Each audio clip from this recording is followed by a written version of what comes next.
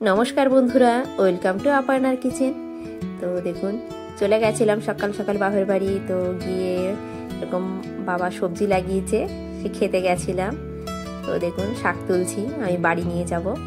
তো লাল শাক আর কোনো সবজি তুলিনি, শুধু লাল শাক তুলেছি। তো লাল শাক তুলে এদিকে দেখুন, এটা হচ্ছে চুই গাছ। দেখুন কত মোটা হয়েছে এই চুই গাছটা।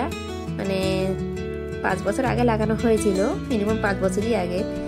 তো দেখুন, এটা আম গাছে হয়েছে মোটা, আর পেয়ারা গাছেরটা বেশি মোটা হয়নি। তো এই চুই কেটে আজ রান্না হবে।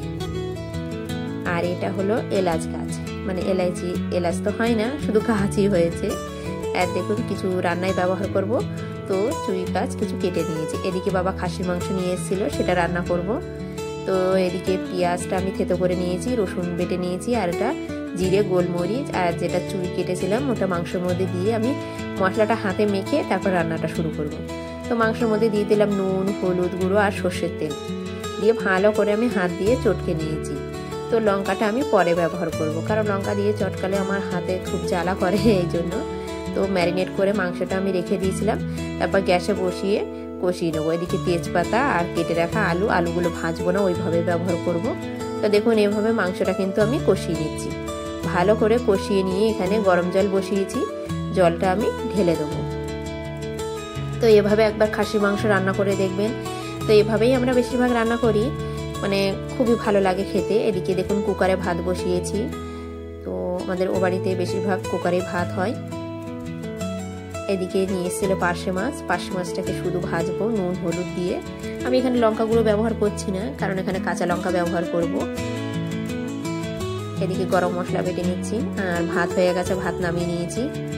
গরম মশলাটা আমি হালকা, এলাচ, লবঙ্গ, দারচিনি আমি হালকা নেড়ে নিয়েছি। এদিকে কড়াই বসিয়ে মাছটা আমি ভেজে নেব। তো কড়াই সর্ষের তেল গরম করে এদিকে একে একে পার্শে মাছগুলো আমি দিয়ে দেবো। তো দেখুন, পার্শে মাছগুলো উল্টে পাল্টে হালকা করে ভাজবো, বেশি ভাজবো না, কারণ পার্শে মাছগুলো জ্যান্ত ছিল, মানে টাটকা মাছ, তো বেশি ভাজবো না, ভাজলে বেশি ভালো লাগবে না। তো হালকা ভেজে আমি তুলে নিয়েছি। তো এবার কিছু কাঁচা লঙ্কা দেখুন এরকম চিড়ে দিয়েছি, এটা গোল গোল কাঁচা লঙ্কা, এরকম হালকা নেড়ে নেবো। একটু নুন ছড়িয়ে দিয়েছি, নিয়ে নামিয়ে নিয়েছি। এদিকে দেখুন, মাংস প্রায় হয়ে গেছে। তো এখানে গরম মশলা দিয়ে আমি চাপা দিয়ে দেবো। তো রেডি হয়ে গেছে গরম গরম খাসির মাংস।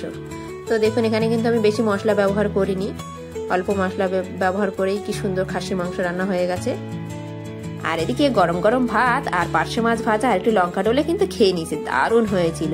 আর এদিকে খাসির মাংস, ওহ কি সফট হয়েছিল খেতে, মানে এভাবে একবার ট্রাই করে দেখবে না, দারুণ লাগে খেতে। তো রেসিপিটা ভালো লাগলে একটা লাইক আর কমেন্ট করবেন। আর একটু চুই খেয়ে নিলাম। আজকের মতন এটুকুনি, টাটা।